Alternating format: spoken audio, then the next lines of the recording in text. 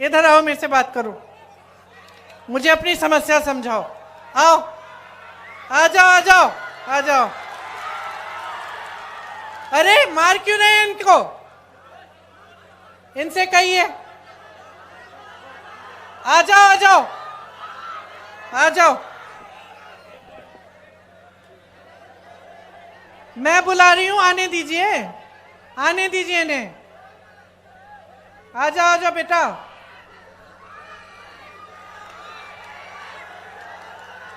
आ जाओ, शाबाश। आओ, ऊपर आओ। उसको पकड़ो मत। अरे कुछ नहीं, आने। इधर आओ। नाम क्या है तुम्हारे? आसिफ खान। ये देखो, ये है आसिफ, ये बिहार का नौजवान है। लड़ लड़ के वहां से आया मुझे अपनी समस्या बताने के लिए।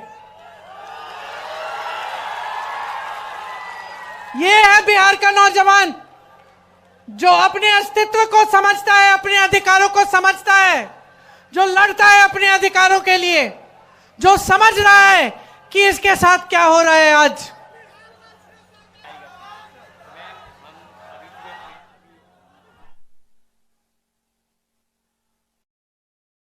सुनिए, ये क्या बता रहे हैं मुझे कि इनके भाई ने नीट का एग्जाम दिया और उनके जैसे जो अभी एसएससी का एग्जाम, एसएससी का एग्जाम हुआ, उन्होंने, काफी नौजवानों ने वो एग्जाम दिया और ये मुझे बता रहे हैं कि जिस तरह से रिजल्ट आ रहे हैं उससे दिख रहा है कि फिर से पेपर लीक हुआ है।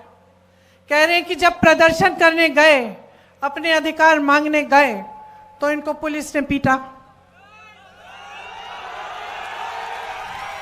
कि प्रशासन ने दबाने की कोशिश की। जैसे यहां पे जब अपनी बात करने लगे तो आपने इनको रोका। पुलिस वाले मेरे साथी हैं। आपकी गलती नहीं है, आपकी गलती नहीं है, आप अपनी ड्यूटी कर रहे हैं। आपको बताया गया है कि आपकी ड्यूटी जनता की आवाज को दबाना है, यह बताया गया है। क्योंकि आपकी सरकार है, वो ऐसी सरकार है जो जनता की आवाज सुनना नहीं चाहती है। मैं आपको एक बात बताना चाहती हूं, मेरे बचपन की बात है। मेरे पिताजी प्रधानमंत्री थे, मैं उनके साथ अमेठी गई। अमेठी उनका संसदीय क्षेत्र था। बैठ जाइए आप। मैं उनके साथ अमेठी गई, छोटी सी थी, 10-12 साल की थी, पीछे पीछे चलती थी।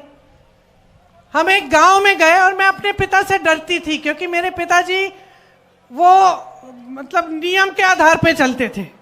हम कुछ गलत वलत करते तो खूब डांट खाते थे। पिताजी गांव के अंदर गए, मैं पीछे पीछे गई और एक महिला बड़ी जोर से उनको डांटने लग गई। मैं डर गई। मैंने सोचा ये महिला कैसे डांट रही है मेरे पिताजी को। अब आप सोचिए, मेरे पिताजी प्रधानमंत्री थे, गांव के अंदर गए, गांव की महिला ने उनको खूब डांटा कस के। क्यों? क्योंकि भैया तुम 7 महीने पहले आए थे, तुमने हमें कहा था कि यहां पे नल लगवाओगे।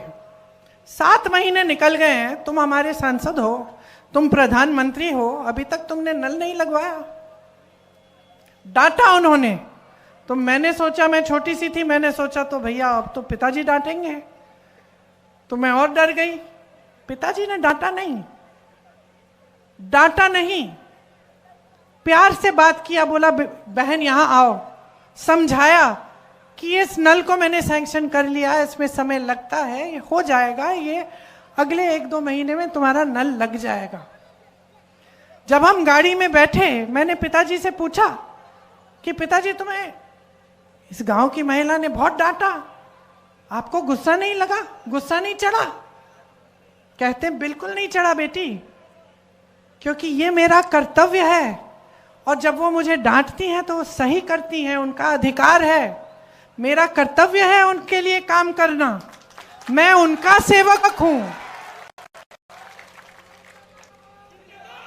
तो अगर सरकार, देखिए मैं अपने पिता की प्रशंसा नहीं करने के लिए यहां खड़ी हूं, मैं आपको एक बात बता रही हूं, साधारण बात, कि उस समय बड़े से बड़े नेताओं की क्या मानसिकता होती थी।